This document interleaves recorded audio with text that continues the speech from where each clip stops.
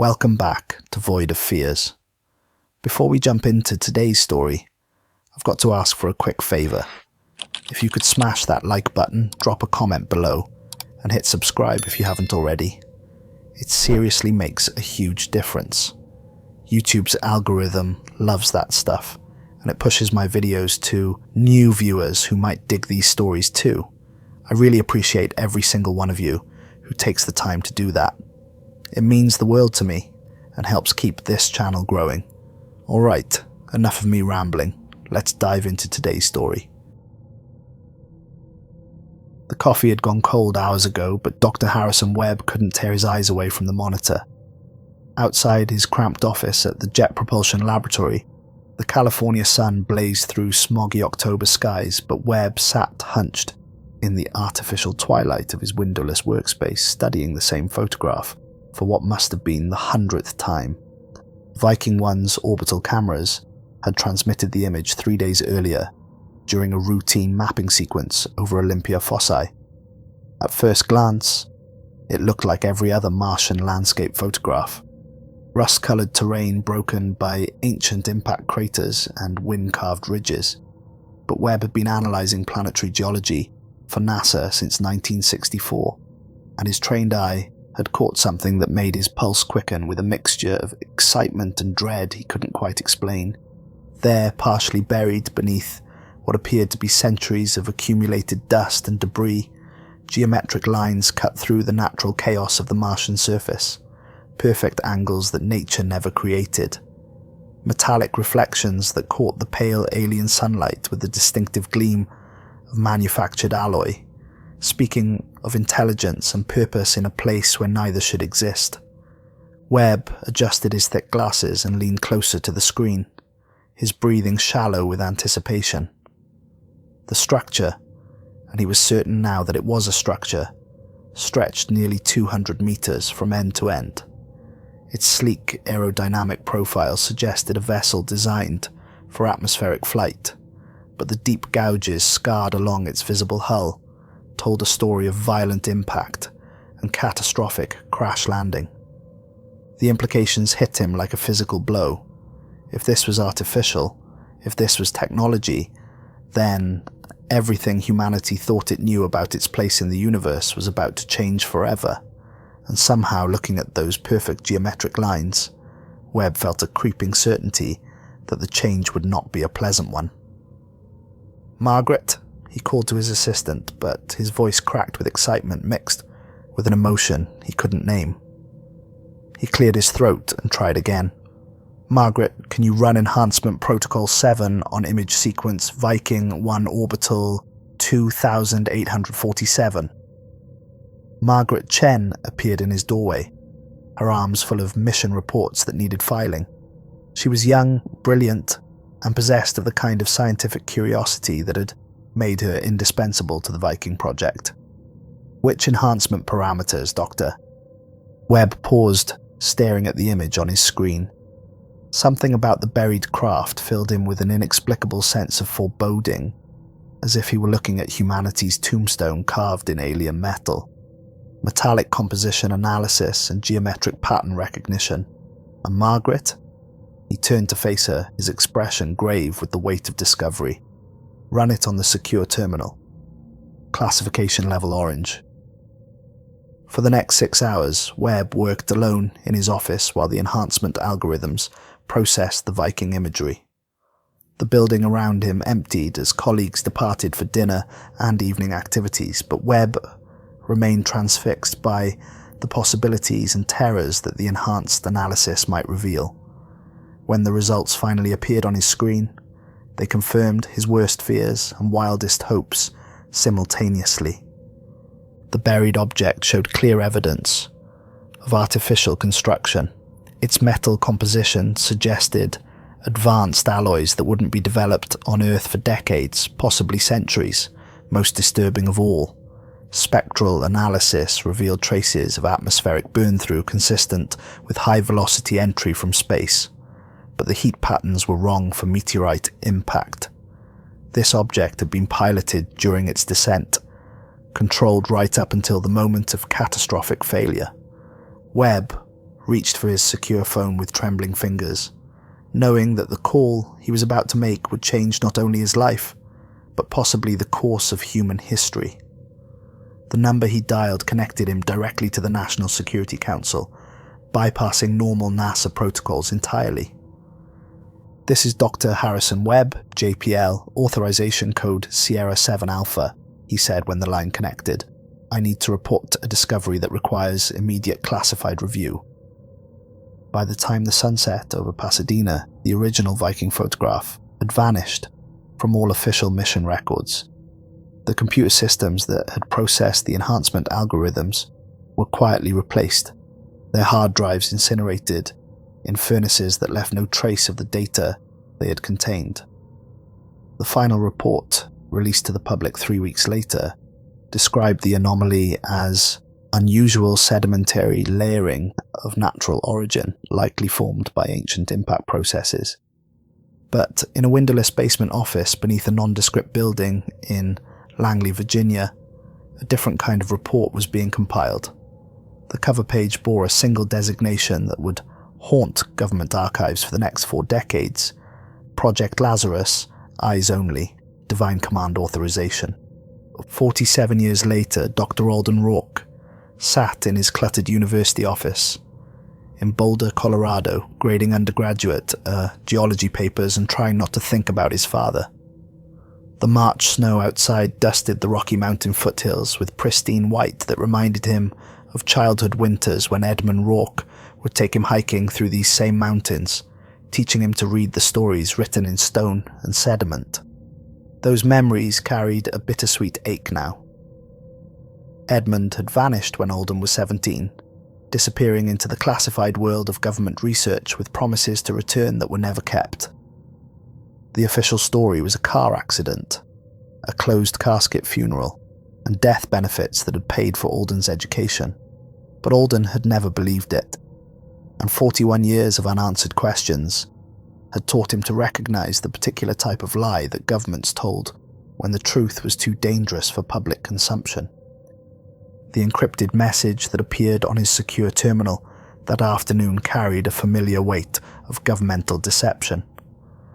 The sender's address was a string of random characters that told him nothing, but the message itself made his hands shake with recognition. Coordinates: 14 degrees, 38 minutes north latitude, 136 degrees, 12 minutes west. Site designation Echo 7. Your father's work continues. He is waiting for you. Report to Facility Blackbird, Henderson, Nevada, 0800 hours, the 15th of March. Come alone. Tell no one. This is your only chance to learn the truth. Alden stared at the screen until the words blurred together, his mind racing through possibilities that all led to the same impossible conclusion. His father was alive. After 4 decades of silence, someone was finally offering answers to questions that had shaped his entire adult life. Dr. Edmund Rourke had been working on something called Project Aurora when he disappeared, a deep space propulsion system that promised to revolutionize space travel and open the solar system to human exploration. The few unredacted documents Alden had managed to obtain through decades of Freedom of Information requests mentioned temporal displacement engines and chronoton field manipulation, terms that sounded more like science fiction than legitimate research. But Edmund Rourke had been a brilliant physicist, the kind of mind that appeared once in a generation and pushed the boundaries of human knowledge into previously unimaginable territories. Whatever he'd been developing had been important enough for the government to classify it beyond the reach of congressional oversight, and dangerous enough to justify faking his death to protect the secret. 3 days later, Alden found himself driving through the Nevada desert toward coordinates that didn't appear on any commercial GPS system, following directions that led him deeper into a landscape that seemed designed to discourage human presence. The facility, when he finally located it, looked like nothing more than a collection of prefabricated buildings surrounded by chain-link fence and warning signs about authorized personnel only. But the security checkpoint was staffed by men whose military bearing and advanced weapons suggested this was anything but a routine research station. They checked his identification with the thoroughness of people who understood that the wrong person in the wrong place could trigger consequences that extended far beyond simple trespassing charges. Inside the main building, Alden was escorted through corridors lined with photographs of rocket launches and space missions, past laboratories filled with equipment he didn't recognize, to a sterile briefing room where 4 other people waited around a polished conference table that reflected the harsh fluorescent lighting with mirror-like precision. Commander Lucien Hale rose to greet him, a weathered man in his 50s whose steel-grey eyes had seen too much classified horror to register surprise at anything the universe might produce. His handshake was firm, but perfunctory, the grip of someone accustomed to command and unaccustomed to explanation. "Dr. Rourke," Hale said, his voice carrying the authority of someone who'd never been questioned by anyone, lacking sufficient security clearance. "Thank you for coming. I knew your father well. Brilliant man, revolutionary scientist. He spoke of you often." Alden's heart lurched with hope and terror in equal measure. "He's alive? Where is he? What happened to him?" "That's precisely what we're here to discuss." Hale gestured to the others with movements that suggested long practice at managing classified briefings. Dr. Mara Luthien, xenobiologist; Dorian Kells, systems engineer; Ephraim Stroud, communications specialist. Alden shook hands with each team member, automatically cataloguing details with the observational precision of someone trained in field research. Mara Luthien was a petite woman in her 40s with prematurely grey hair and intelligent eyes that seemed to catalogue everything they saw with scientific detachment. Her handshake was surprisingly strong, and Alden noticed faint chemical burns on her fingers, the marks of someone who worked regularly with dangerous biological samples. Dorian Kells appeared to be in his late 30s with the pale complexion and nervous mannerisms of someone who spent most of his time in underground laboratories or sterile research environments. He avoided eye contact and drummed anxious fingers against the table throughout their brief introduction, as if some internal timer was counting down toward an unspecified deadline. Ephraim Stroud was the youngest member of their group, probably not yet 30, with the eager enthusiasm of someone who'd never seen real horror, but possessed enough imagination to fear its possibility.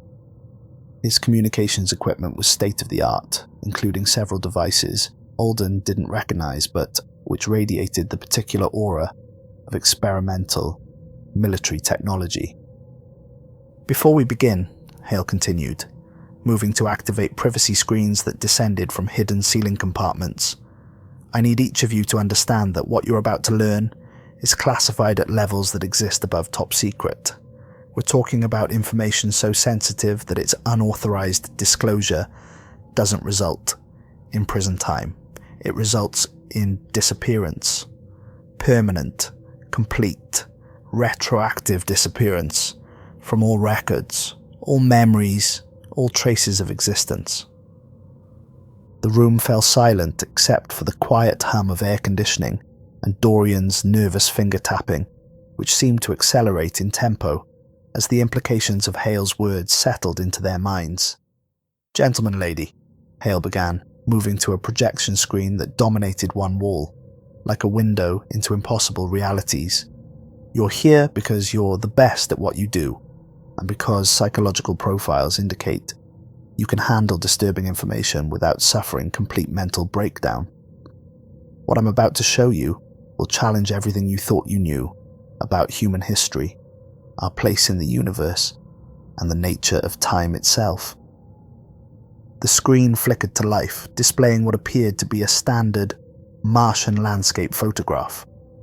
Alden recognized the image quality and spectral characteristics of Viking-era orbital photography, but something about the composition made his skin crawl with inexplicable dread. This image was captured by Viking 1 in October 1976, Hale continued, his voice taking on the measured cadence of someone delivering information that had been carefully rehearsed to minimize psychological impact. The public was told it showed natural geological formations created by ancient impact processes. That was a lie designed to prevent mass panic and social collapse.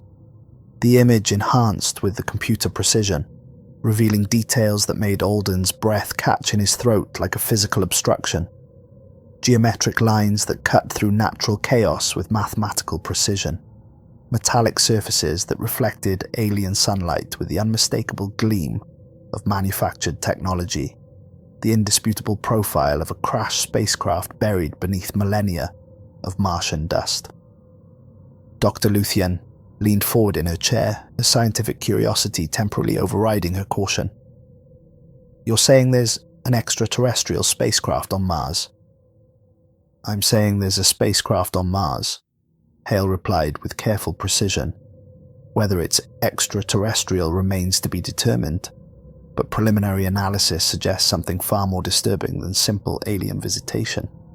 Ephraim was taking rapid notes despite Hale's earlier warning about classification levels that made unauthorized disclosure a capital offense. "How large is it? How long has it been there?" "Nearly 250 meters from nose to tail. The design suggests atmospheric flight capability combined with deep space navigation systems. Impact analysis indicates it crashed approximately 40 to 50 years ago, but the technology suggests manufacturing capabilities centuries ahead of current human capabilities."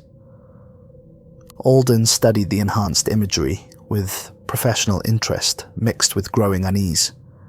The vessel's aerodynamic profile reminded him of advanced aircraft concepts he'd seen in classified aerospace journals, but something about the design philosophy felt disturbingly familiar in ways that made his subconscious mind recoil with instinctive revulsion. "You want us to go there?" he said. It wasn't a question, but a statement of inevitability that hung in the air like a death sentence waiting to be pronounced. "We're calling it a deep survey mission," Hale confirmed, displaying additional images that showed the crash site from multiple angles and analysis perspectives. "Officially, you'll be testing new drilling equipment and collecting geological samples for the upcoming manned Mars missions. Unofficially, you're going to excavate that craft and determine its origin, purpose, and potential threat to Earth."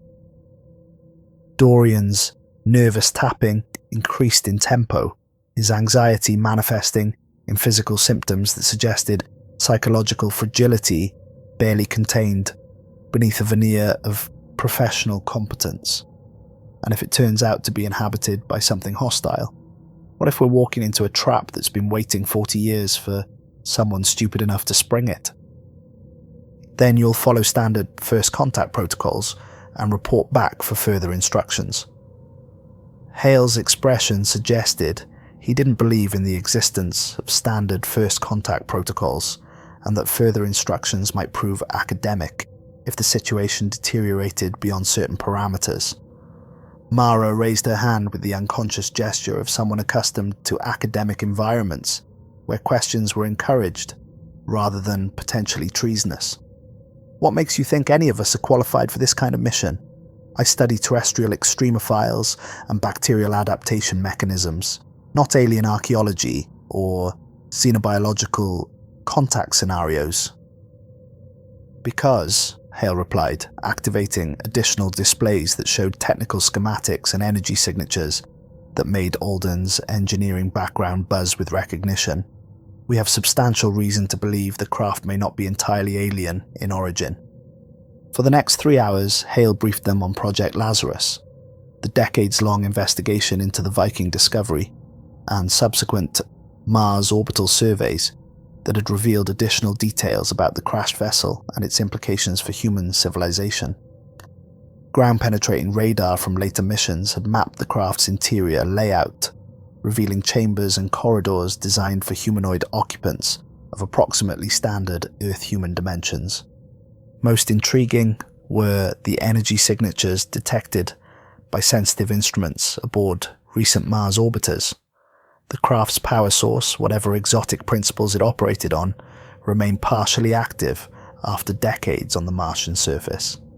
Spectral analysis suggested technology based on physics that current human science was only beginning to understand, but which followed principles that Earth-based theoretical research had identified as theoretically possible. "Your father," Hale said to Alden, during a brief break while the others reviewed classified technical documentation, "was working on propulsion systems that might have been capable of not just interplanetary flight but temporal displacement. Some of his theoretical work dealt with the fundamental nature of space-time itself, the possibility of faster-than-light travel through manipulation of temporal mechanics." Alden felt his world shifting beneath him like unstable geological strata. "You think he's connected to this spacecraft?" "I think there are too many coincidences to ignore, and coincidences in classified research programs usually indicate causal relationships that extend beyond normal probability distributions." Hale's expression carried the weight of someone who'd seen too many impossible connections turn out to be fragments of larger, more disturbing patterns. Project Aurora was terminated abruptly in 1983, the same year your father disappeared. The termination order came from the same classified oversight committee that authorized Project Lazarus. Alden felt the familiar ache of old wounds reopening, complicated now by possibilities that exceeded his worst fears and wildest hopes. "Are you saying my father is still alive?" "I'm saying we won't know anything for certain until we examine that craft in person and determine what happened to its original crew. But if there's a connection between his research and what we found on Mars, you're our best chance of understanding it. Your genetic similarity might allow you to interface with technology that responds to biological recognition patterns." The training period lasted 8 weeks, instead of the usual 6 months required for Mars mission preparation. Alden and his teammates were subjected to every conceivable form of physical and psychological preparation for operations in hostile environments that might challenge their sanity as well as their survival instincts. They learned to operate in low-gravity environments that felt like swimming through invisible fluid, to work efficiently in environmental suits that became second skins, and to handle the psychological isolation and claustrophobia of deep space missions, where the nearest help was millions of miles away and traveling at the speed of light. More disturbing were the psychological evaluations and stress tests designed to measure their reactions to the genuinely unknown. They were shown photographs of alleged extraterrestrial artifacts, exposed to recordings of unexplained signals from deep space that made their skin crawl with primal fear, and required to maintain operational effectiveness while bombarded with sensory inputs designed to simulate first contact scenarios that assumed hostile intent. Dorian nearly washed out during the 3rd week when he suffered what the medical staff diplomatically termed acute anxiety reactions during a simulated equipment failure that trapped him in a sealed chamber for 6 hours. But he recovered with pharmaceutical assistance and psychological conditioning that left him functional, if fragile, like a crystal that had been cracked but not yet shattered. Ephraim excelled at every aspect of the program with the natural adaptability of youth, combined with technological intuition that impressed even veteran mission controllers. His communication skills were exceptional, and his technical knowledge of Mars surface operations included classified information about previous missions that had never been publicly acknowledged. Mara approached the training with scientific detachment that masked deeper concerns about the biological implications of their mission. Her expertise in extremophile organisms and adaptation mechanisms would prove invaluable if they encountered any form of life, terrestrial, extraterrestrial, or something that defied traditional classification entirely. Alden found himself thinking constantly about his father during the long training sessions that pushed his body and mind to their limits. Alden Rourke had been working on theoretical physics problems that wouldn't be solved for decades, yet Somehow his research had been important enough to warrant the highest levels of classification, and dangerous enough to justify faking his death to protect national security.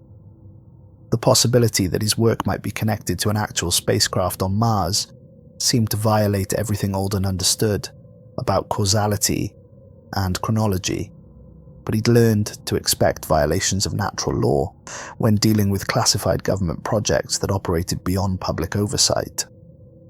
The launch took place from a facility that didn't officially exist, using a spacecraft that bore no resemblance to anything in NASA's public inventory. Their transport vessel was sleek and efficient, clearly designed for rapid interplanetary travel, rather than the publicity-friendly missions that occupied media attention and congressional budgets. The journey to Mars took 3 weeks instead of the usual 9 months, suggesting propulsion technology that operated on principles far in advance of anything Alden had seen in the aerospace literature. When he asked Commander Hale about their ship's capabilities, the older man simply said, "Your father's theoretical work turned out to be more practical than anyone expected, including your father himself." As they approached Mars orbit, Alden got his first direct view of their destination through the craft's observation windows that offered unfiltered views of space that human eyes had never been designed to process. The red planet hung below them like a rust-coloured marble streaked with ancient scars, its surface bearing the accumulated damage of billions of years of cosmic bombardment. Somewhere down there, buried beneath the dust of geological ages, lay answers to questions he'd been asking his entire adult life. But looking at Mars through the observation windows, Alden felt a growing certainty that the answers would be far worse than the questions had ever been. Their landing site was located in a region of Mars that hadn't been visited by any previous mission, human or robotic. The coordinates matched those from the original Viking photograph, but enhanced orbital surveys had revealed additional details that made Alden's pulse quicken with anticipation, mixed with an inexplicable sense of approaching doom.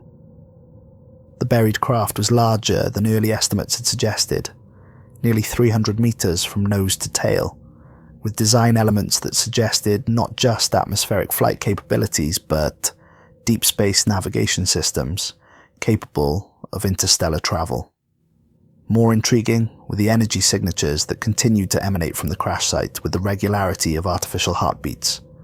Whatever powered the buried vessel remained active after decades on the Martian surface, maintaining life support systems and computer networks that suggested the craft might not be as dead as its burial beneath the dust implied.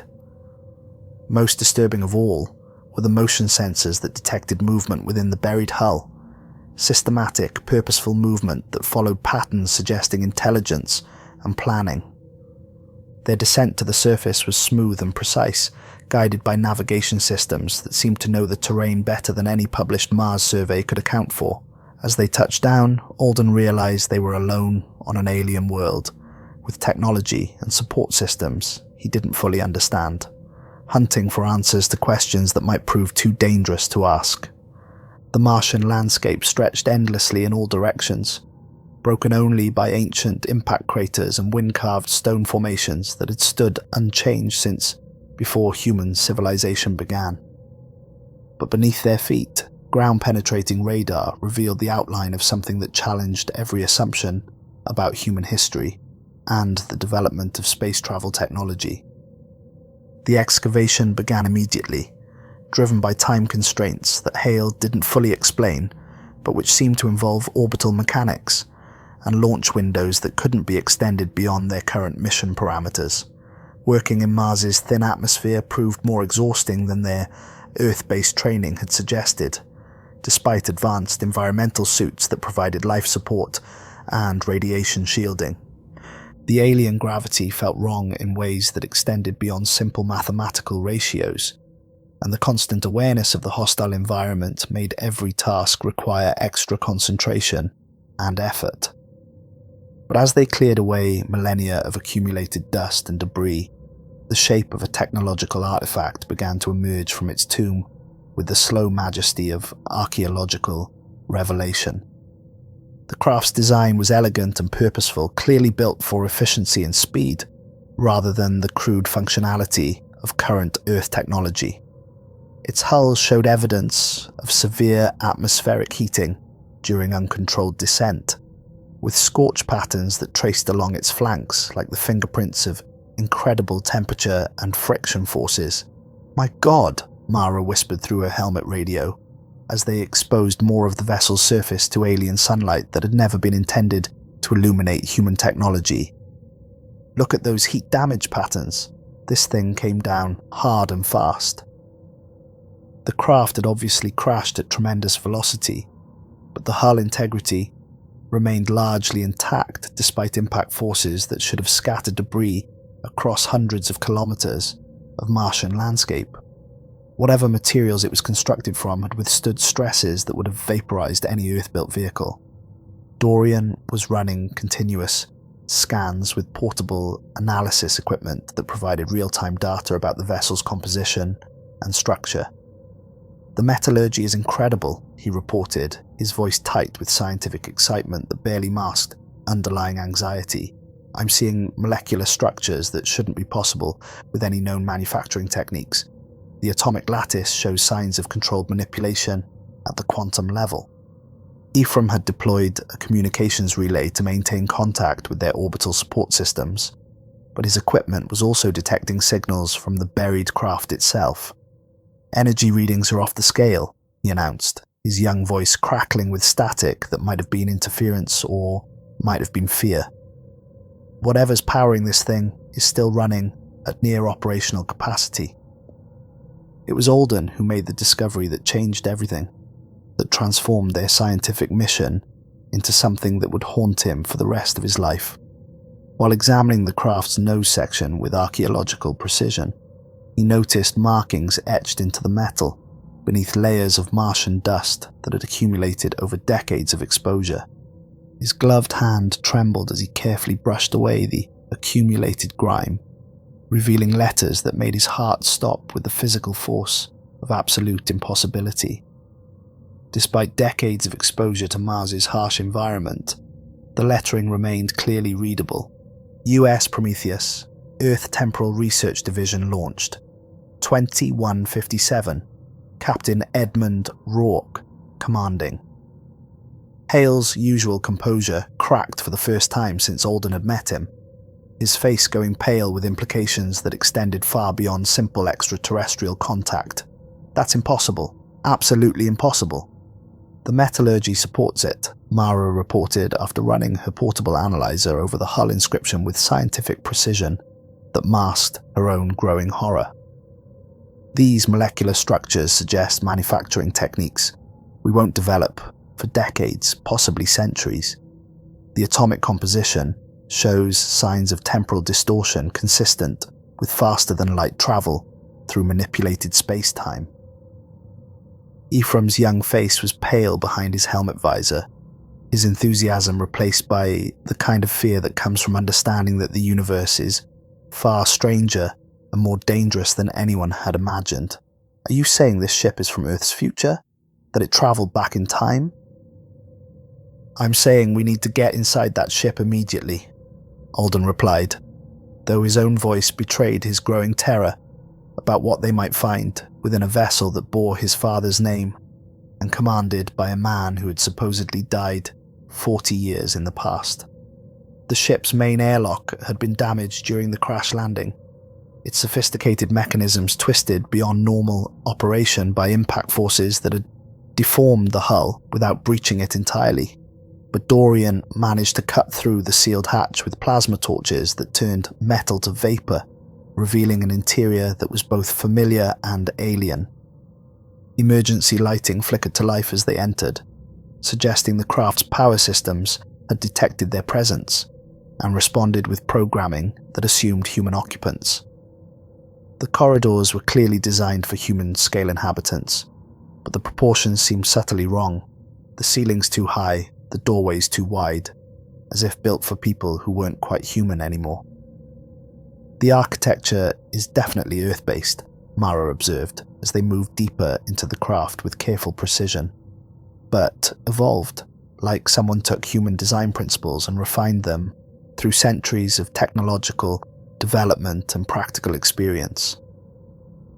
The walls were covered with displays and control interfaces that resembled advanced versions of current Earth technology, but operating on principles that suggested fundamental breakthroughs in physics and engineering.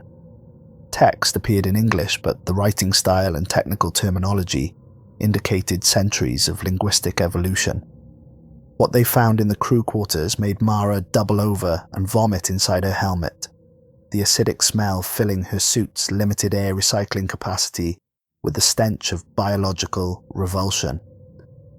Human skeletons lay scattered throughout the ship's living areas, but these weren't the remains of any humans that existed in current textbooks or medical references. The skulls were elongated and predatory, with bone structures that suggested enhanced sensory organs and brain capacity that exceeded normal human parameters by significant margins. The spinal columns showed signs of rapid growth and adaptation, with vertebrae that had fused in ways that would have been impossible in normal human development. The rib cages were the most disturbing feature, expanded and reinforced to accommodate internal organs that had clearly grown beyond normal human dimensions. Most horrifying were the bones themselves, which appeared to have burst outward from within the skeletal structure, leaving jagged fragments scattered across the deck plates in patterns that suggested violent transformation rather than simple death and decay. "What could do this to a person?" Ephraim asked, his voice barely above a whisper that barely carried through their suit communication systems. Mara was already taking samples with her biological analysis kit, her scientific training allowing her to override her horror long enough to gather data that might explain the impossible. "The bone density is incredible," she reported with professional detachment that masked deeper terror. These people were changing into something else. The skeletal modifications suggest enhanced physical capabilities, increased muscle attachment points, reinforced joint structures, enlarged sensory processing centers in the skull. Deep gouges scarred the interior walls throughout the ship, as if the crew had clawed at the metal with superhuman strength and desperate determination. The scratch patterns were too deep and too numerous to have been made by normal human fingernails, suggesting claws or talons that had developed during the transformation process. In the captain's quarters, Alden found a personal log recorder clutched in skeletal fingers that had grown too long and powerful to be entirely human. The bones showed signs of having supported muscles and tendons far beyond normal human proportions, and the skull that lay nearby bore the unmistakable scars that his father had carried across his left temple. "Captain's personal log," Alden read from the device's display screen, with a voice that barely functioned under the weight of impossible revelation. "Final entries. I'll download these tonight, and we can review them together." As they continued exploring the ship, more disturbing details emerged that painted a picture of horror that exceeded anything their training had prepared them to encounter. The crew quarters had been modified, with restraint systems, heavy metal brackets bolted to the walls and floors where people could be chained or secured against their will. Claw marks around these restraints suggested they hadn't been entirely effective at containing whatever the crew had become. The ship's medical bay contained equipment that seemed designed for biological modification rather than traditional healthcare. Surgical implements of unusual design lay scattered across operating tables stained with substances that Mara's analysis equipment couldn't identify, but which made her skin crawl with instinctive revulsion. "This isn't a research vessel," she announced grimly, after cataloguing the medical equipment with scientific precision that barely contained her growing horror. "It's a biological warfare laboratory, or maybe a prison transport for carrying something that shouldn't be allowed to exist." That evening, as they made camp beside their excavation site using portable habitat modules that provided protection from Mars's hostile environment, Alden played the captain's final log entries for the team. The voice that emerged from the small device was recognizably his father's, but strained with fear and desperation that made everyone lean closer to listen despite their growing terror. Captain's log, Alden Rourke, US Prometheus, final entry. Day 47 of the temporal displacement mission. The infection has taken hold of most of my crew, despite our containment protocols and medical countermeasures. We thought we could control it, study it, maybe even find a way to reverse the biological changes. We were catastrophically wrong. The recording crackled with static that might have been equipment malfunction, or might have been the sound of something moving in the background. Something large and predatory that had once been human. The biological agent was originally developed by the Helix Corporation as part of their human enhancement program. Project Pandora was supposed to help our species survive in hostile environments, adapt to extreme conditions that would kill normal humans, colonize worlds that Earth-standard biology couldn't inhabit. Instead, it's changing us into something that feeds on human flesh and sees in absolute darkness. A long pause filled with laboured breathing preceded the next section of the log, and Alden could hear the fear in his father's voice growing with each word. The transformation follows predictable stages that we've documented in clinical detail. First, the eyes begin to change. Pupils dilate permanently and develop a reflective layer that allows perfect night vision in conditions where normal humans would be completely blind.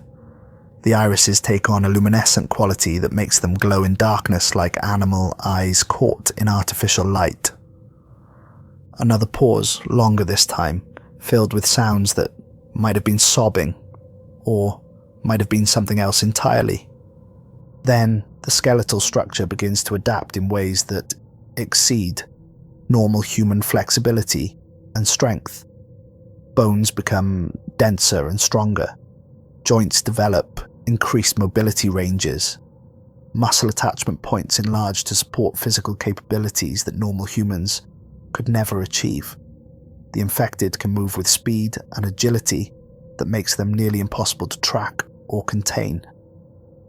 The captain's voice was breaking now, barely maintaining professional composure as he documented the destruction of his crew and mission. The hunger comes last, but when it does, there's no going back to anything resembling human behavior. The infected lose all interest in normal food sources. They develop an overwhelming craving for fresh meat, preferably from living sources that can provide the specific proteins their transformed metabolism requires. Their dentition changes to support this new dietary requirement. Canines elongate and sharpen into fangs. Additional molars develop for tearing flesh from bone, and the jaw structure adapts to accommodate prey items that would be impossible for normal human anatomy to process. A sound in the background of the recording made everyone in their small camp freeze with terror. A low, guttural howl that didn't sound entirely human, but retained enough familiar characteristics to be recognizable as having once been a person.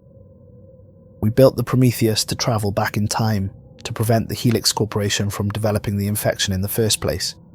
The temporal displacement technology was based on my son's theoretical work. He doesn't know it yet, but his doctoral research will eventually lead to the breakthrough that makes time travel possible. But the contamination came with us during the temporal transition. Half my crew transformed during the journey, and the others are showing early symptoms. The recording continued with sounds of metal tearing and inhuman screaming that suggested the captain's final moments had not been peaceful. They're breaking through the restraints again. I can hear them in the corridors, hunting for anyone who hasn't been infected yet. They retain enough human intelligence to use tools and plan coordinated attacks, but they've lost all empathy or recognition of their former humanity. I'm going to set the ship to crash on Mars. Maybe the hostile environment will kill what we've become before we can find a way back to Earth. If anyone finds this ship, destroy it completely. Don't try to study the remains. Don't attempt to understand the technology. Don't let curiosity override survival instincts. Just destroy everything and forget this place exists. The glowing eyes see everything in absolute darkness, and they hunt with intelligence that makes them far more dangerous than simple predators. The recording ended with sounds of doors being torn from their hinges and inhuman voices that might once have belonged to the Prometheus crew, before cutting to silence that felt heavier than the Martian atmosphere. Ephraim looked around their small camp with new terror, his young face pale with the realization that they might not be alone on Mars. You don't think anything could have survived all this time in this environment, do you? Theoretically impossible, Dorian replied, but his voice lacked conviction, and his nervous habits had accelerated to the point where his hands shook visibly. Nothing could live in this atmosphere for decades without constant life support. Mara was studying her biological analysis results by the light of portable work lamps that created islands of human visibility in the alien darkness. Actually, she said slowly, some of these skeletal modifications suggest adaptation for extreme environments that exceed normal human tolerance ranges.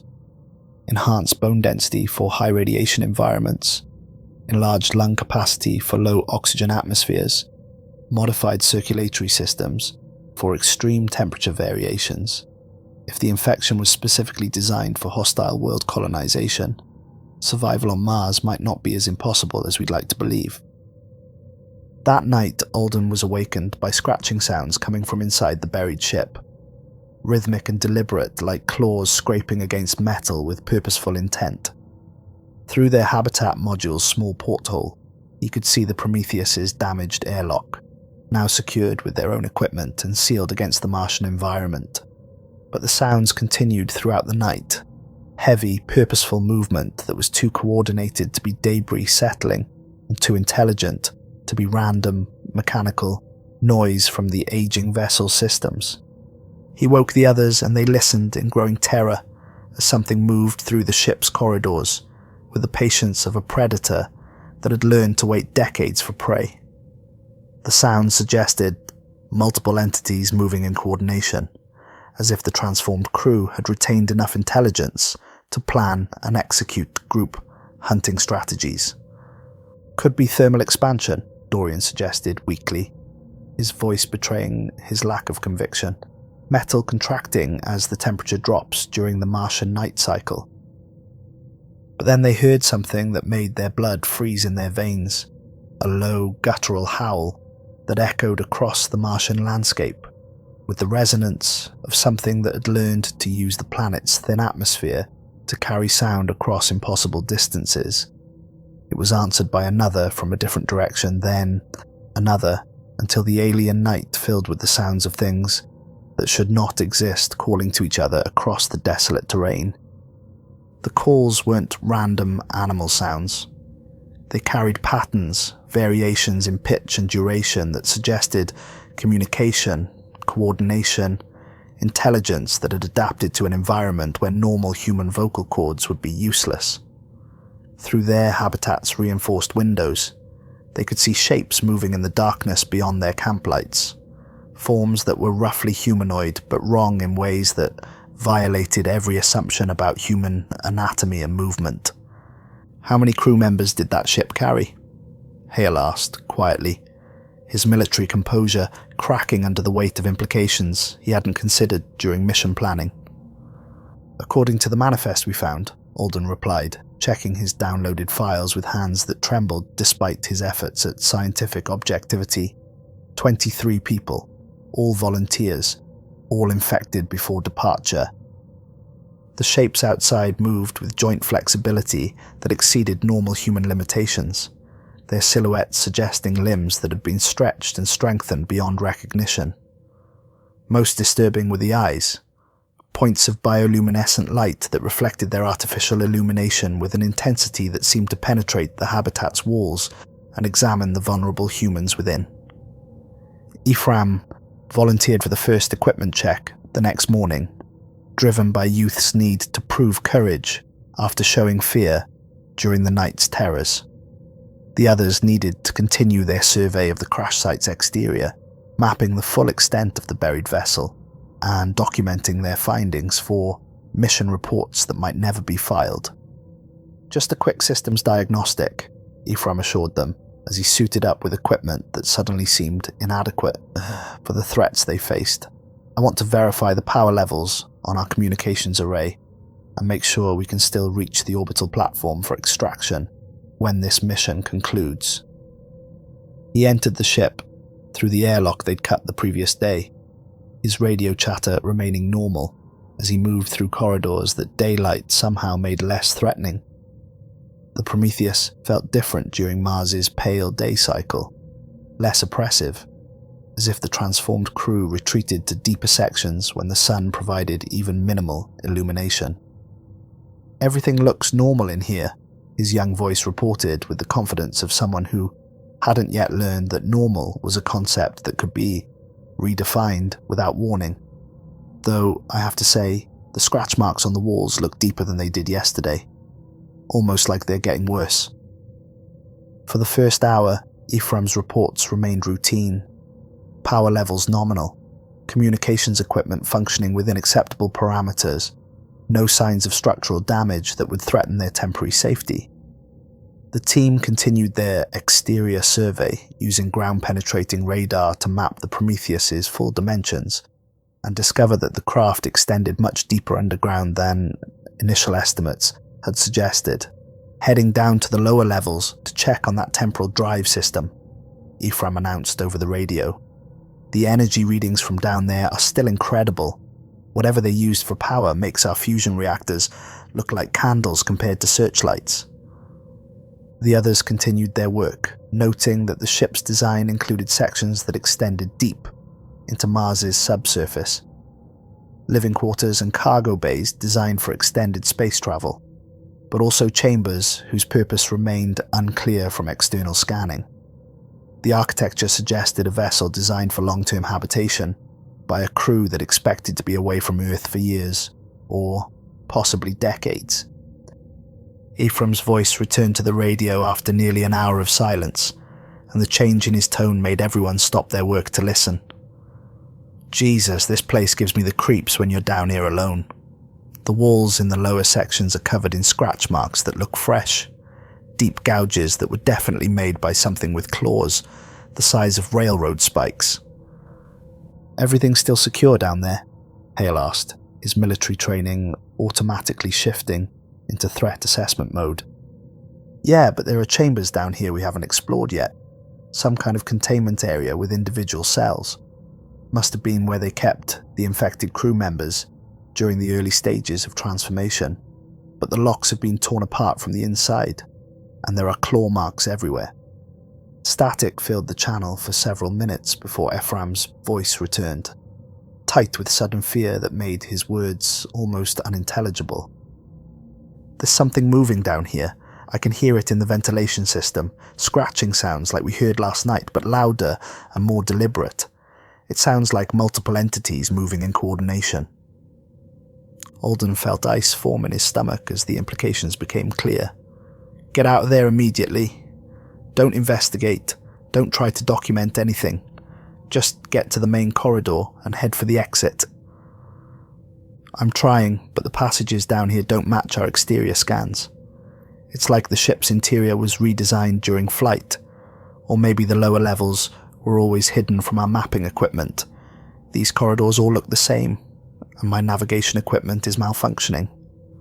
More static, then Ephraim's voice again, now barely above a whisper that barely carried through their communication systems.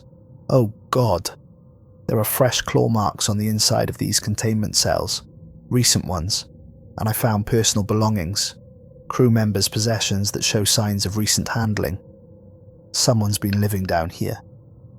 "Ephraim, get to the main corridor and head for the exit," Hale ordered, with military authority that assumed immediate compliance. "I can't find the main corridor. These passages form some kind of maze, and I think I'm being herded." The scratching sounds are coming from behind me now, driving me deeper into the ship. Wait, I can see something ahead. There's a chamber with artificial lighting, and I think I hear voices. The transmission continued with sounds that made everyone freeze in terror. Human voices, but changed, speaking in harmonics that normal vocal cords couldn't produce. The words were recognizable as English, but the pronunciation suggested mouths that were no longer entirely human. "They're calling my name," Ephraim whispered. "They know who I am. They're saying they've been waiting for us, that they need us to complete something. Oh God, they're coming closer." The transmission cut to screaming, horrible, agonized screaming that went on far too long before ending in wet, tearing sounds that suggested biological processes no human should have to witness. But worse than the screaming were the sounds that came after, satisfied feeding noises and voices that discussed the meal with scientific detachment, that retained enough humanity to be recognizable as having once belonged to people. They found Ephraim's body wedged in a ventilation shaft near what had once been the ship's reactor chamber, but the discovery process took hours because the transformed crew had deliberately concealed the remains. What they eventually located showed evidence of systematic processing. The young communication specialist had been consumed with surgical precision that suggested retention of medical knowledge and scientific methodology. Mara's examination revealed traces of digestive enzymes that didn't exist in any terrestrial biology, but which showed clear derivation from human gastric chemistry. The bite patterns suggested jaws that could unhinge like serpents, with multiple rows of serrated teeth designed for efficient meat processing. Whatever did this retained enough human knowledge to perform anatomical dissection, she reported grimly, after documenting the remains with scientific precision that barely contained her horror. These aren't random predators. They're transformed humans who remember their medical training and apply it to food preparation. That night, they barricaded themselves inside their habitat module, while inhuman voices echoed across the Martian surface, recognizable human speech patterns modified by vocal apparatus that had evolved beyond normal anatomy. The conversations were coordinated, intelligent, discussing hunting strategies and resource management with scientific vocabulary that proved the transformed crew retained their education and expertise. Through their small windows, they could see the creatures moving with impossible coordination in the planet's thin atmosphere. The beings that had once been the Prometheus crew moved like humans, but enhanced, joints bending in directions that normal anatomy couldn't accommodate, limbs elongated for increased reach and leverage, heads that could rotate beyond natural limitations to track multiple targets simultaneously. Dorian broke first under the accumulated psychological pressure, his fragile mental state finally fragmenting under weight that no amount of training could have prepared him to bear. He rocked back and forth in his restraints, mumbling incoherently about evolutionary perfection and the beauty of transcendence. "They're not monsters," he whispered, with the rapture of someone whose sanity had found refuge in delusion. "Can't you see how perfect they've become? No more weakness, no more fear of the dark, no more dependence on artificial life support systems that can fail.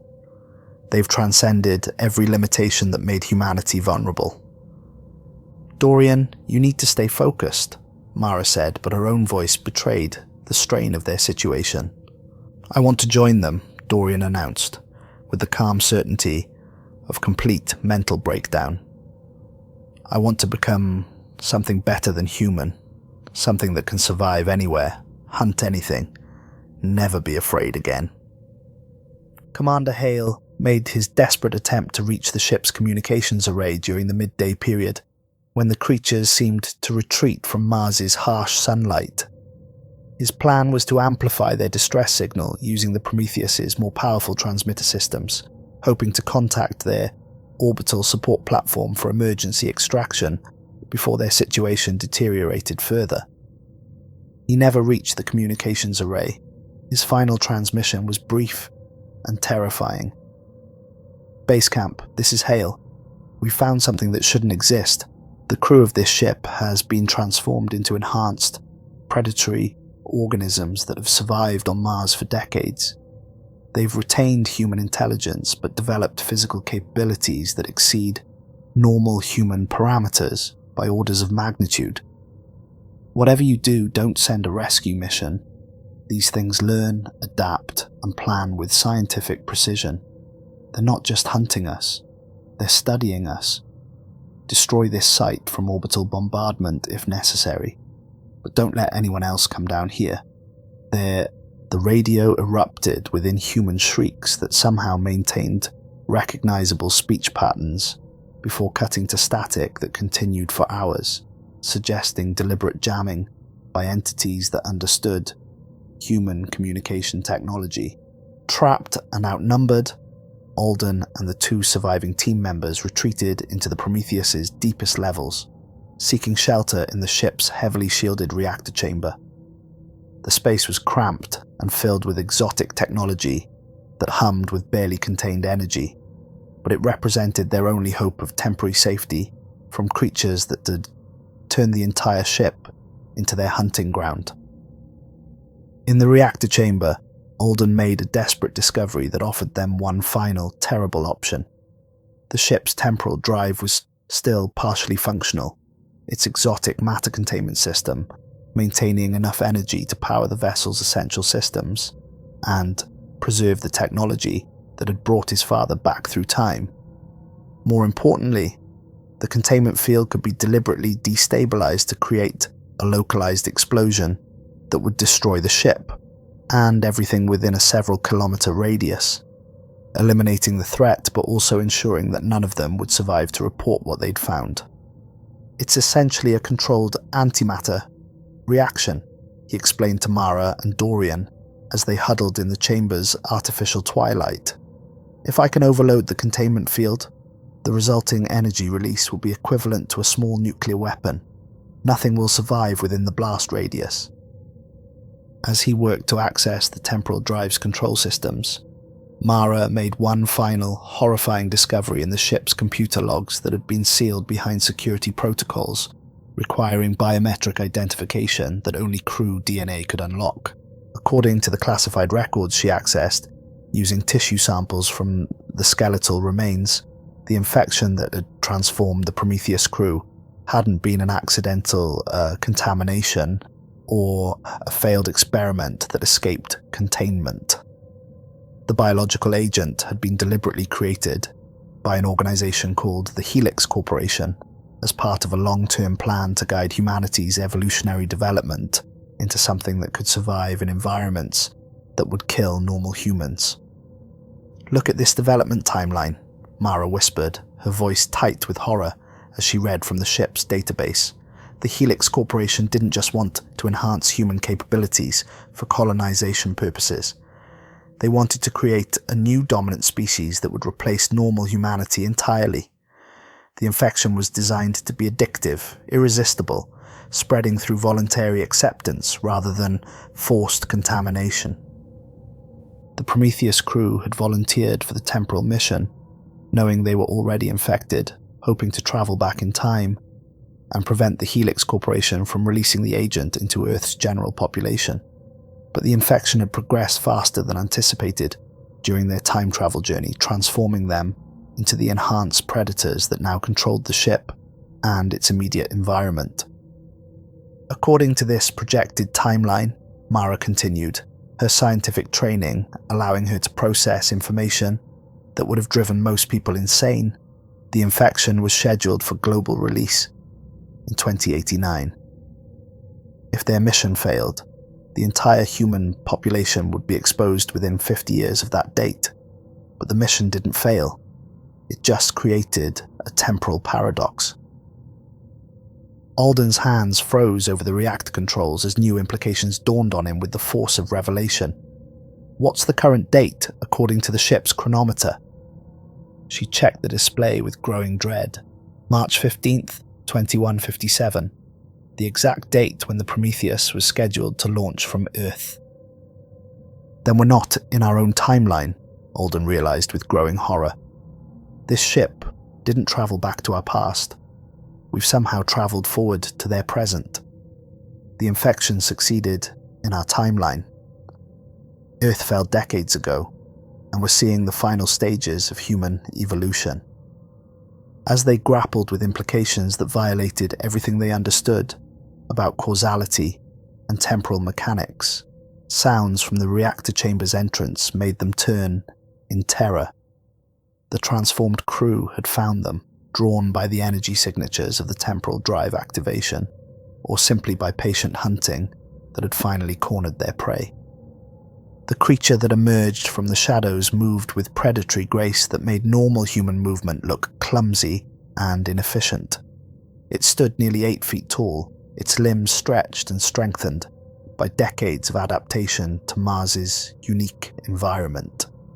Its skin had taken on a reptilian quality that helped it retain moisture in the planet's dry atmosphere, while its eyes glowed with bioluminescent intensity that allowed perfect vision in absolute darkness.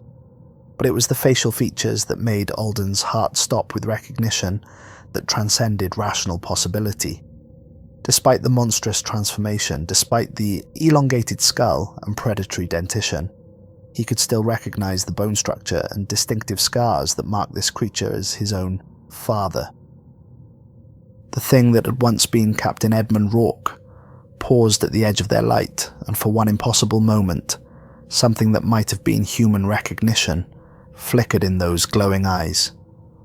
The creature tilted its head with movements that were almost recognizably paternal, as if some fragment of the man he had been was struggling against the biological imperatives that now defined his existence. "Dad?" Alden whispered, his voice breaking with emotions that human language had never been designed to express.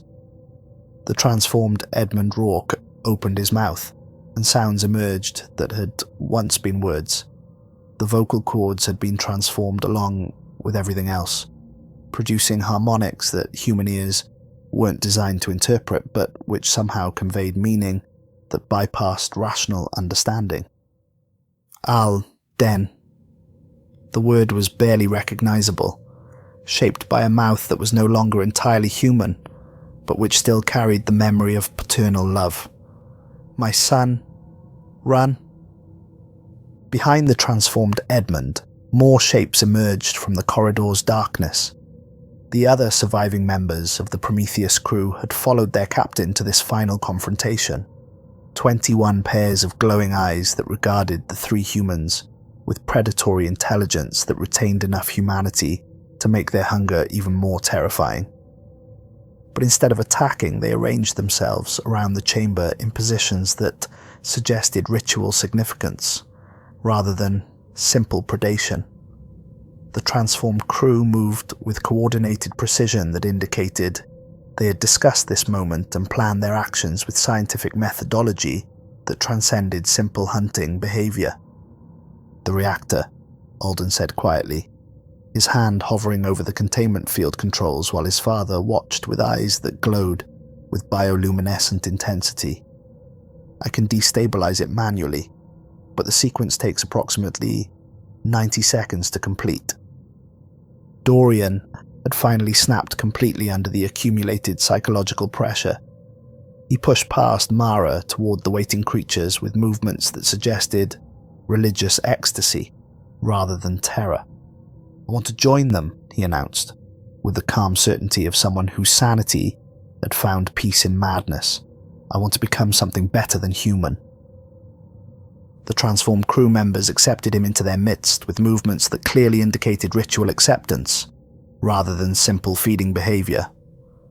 One of them, a creature that might once have been the ship's medical officer, placed elongated claws on Dorian's shoulders with surprising gentleness that suggested retained memory of human social bonding. The transformation is addictive, Mara realized with scientific horror. The biological changes produce endorphin cascades that make the victims want to spread the infection. It's not just evolution, It's designed to be irresistible.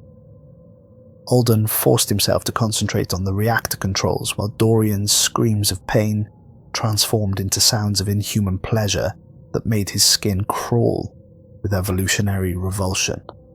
The infection process was apparently as psychologically addictive as it was physically transformative, flooding the victim's system with neurochemicals that made the biological changes feel like religious transcendence, rather than biological horror. "The countdown is running," Alden announced, his finger pressing down on the reactor overload sequence.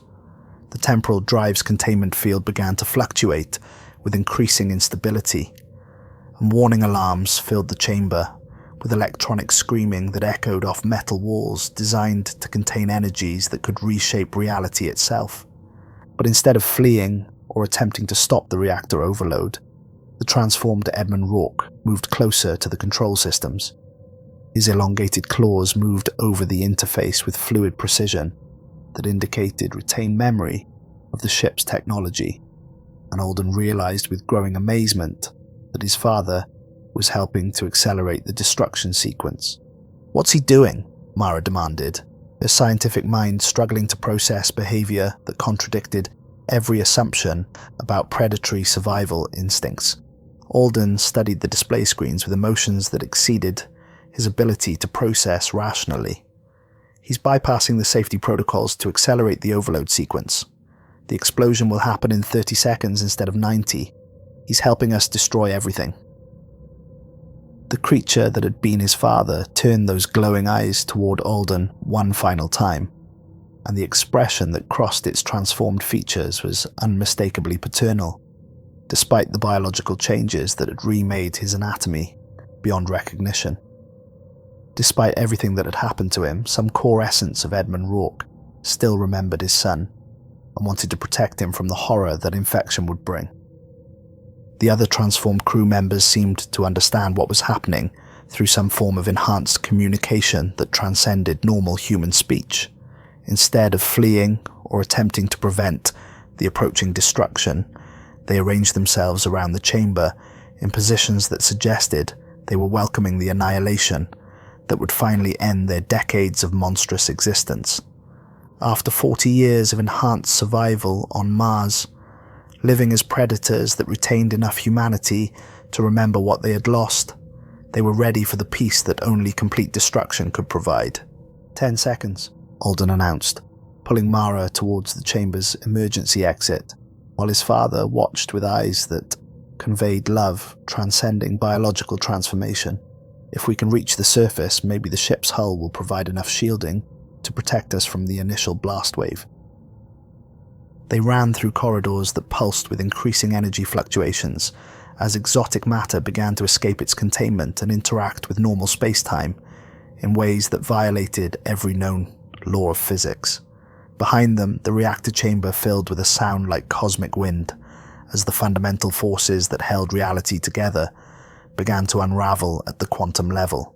The explosion, when it came, lit the Martian sky like a second sun, being born in the wrong place at the wrong time. The Prometheus vanished in a pillar of pure energy that rose kilometers into the thin atmosphere before expanding outward in a shockwave that scoured the landscape clean of every trace of the crashed vessel and its nightmarish cargo. Alden and Mara were thrown clear by the blast, their environmental suits protecting them from the worst of the thermal radiation and electromagnetic pulse that would have killed unprotected humans instantly. When the light finally faded and the ground stopped shaking beneath them, they found themselves alone on the Martian surface with their communications equipment destroyed and their extraction beacon reduced to scattered radioactive components.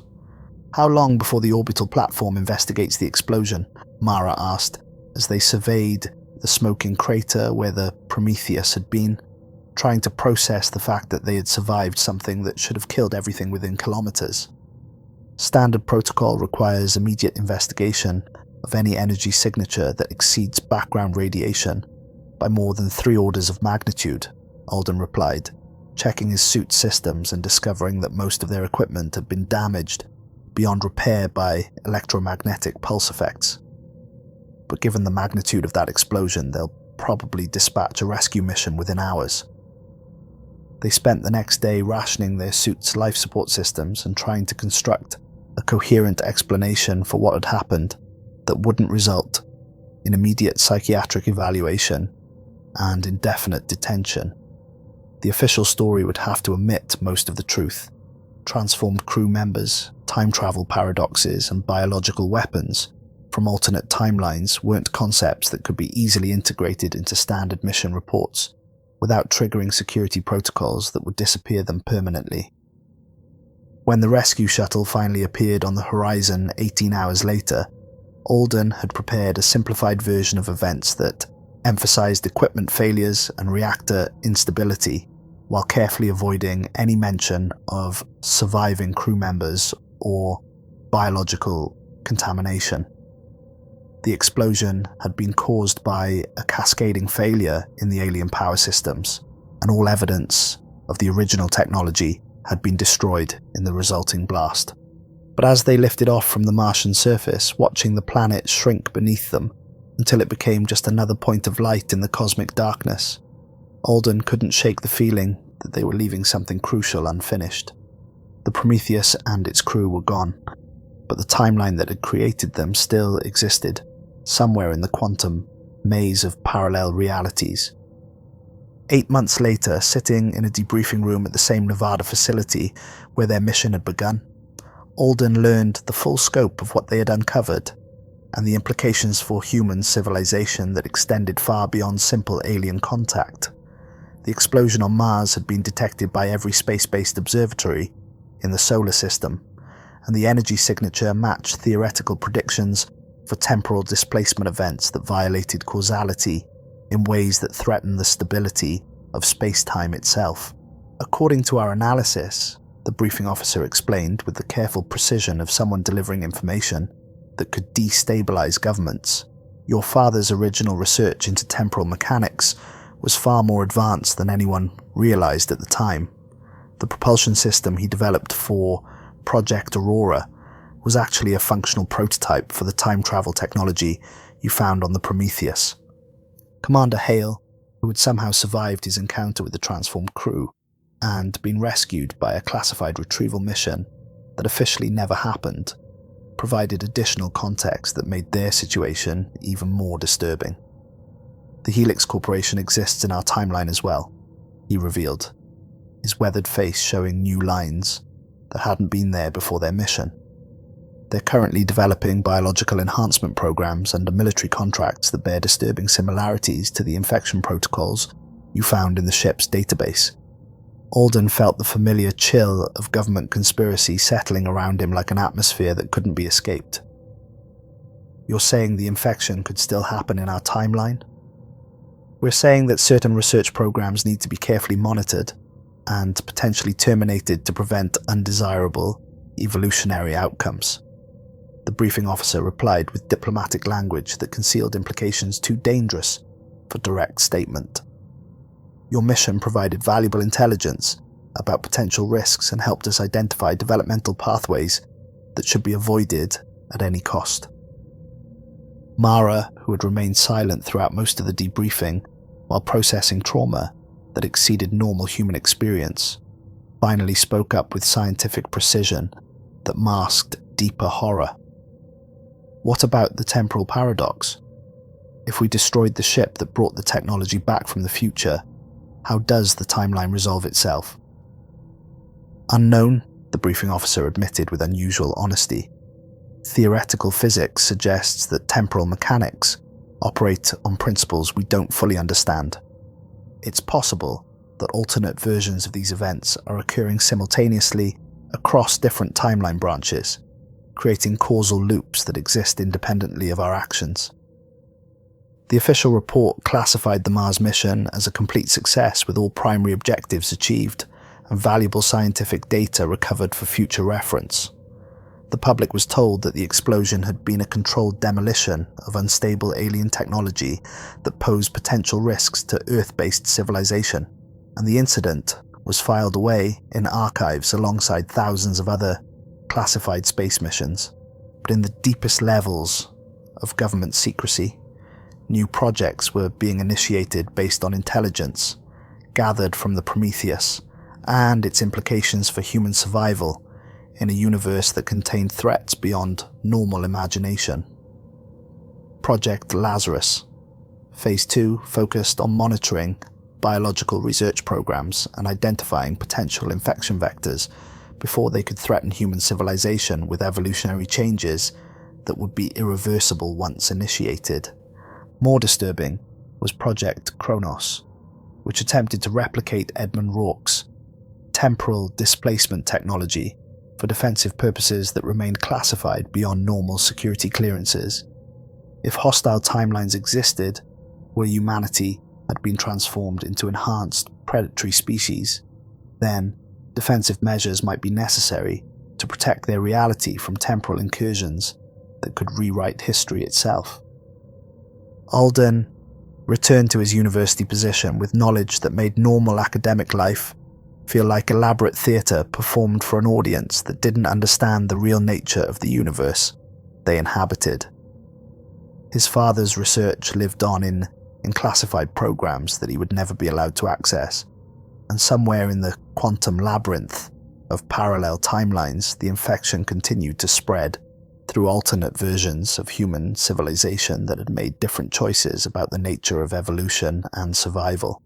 But on quiet nights when the Colorado wind howled through the mountains with sounds that reminded him of Martian storms, Alden sometimes thought he could hear echoes of that final transmission from across space-time. Fragments of his father's voice warning about things that moved in the darkness between worlds, hunting for ways to cross the barriers between timelines and spread their biological gospel to new realities that weren't prepared for what humanity could become. The explosion had destroyed the Prometheus and ended the immediate threat, but the knowledge they had carried continued to exist in places where time moved differently, and evolution followed pathways that normal physics couldn't explain or contain. In laboratories that existed outside conventional space-time, researchers who might once have been human continued their work on projects that would reshape the definition of life itself according to principles that transcended normal biological limitations. And in the classified archives of Project Lazarus, a new entry appeared with a priority designation higher than any previous file. In the system's history, timeline contamination event, Mars 2025, immediate threat neutralized, monitor for temporal echoes and causal loop manifestations, authorization level, divine command, extreme prejudice, authorized for any similar discoveries. The war between timelines had begun with humanity fighting against alternate versions of itself, and survival depended on winning battles against enemies who possessed all of human intelligence and scientific knowledge enhanced by biological adaptations that exceeded normal evolutionary parameters.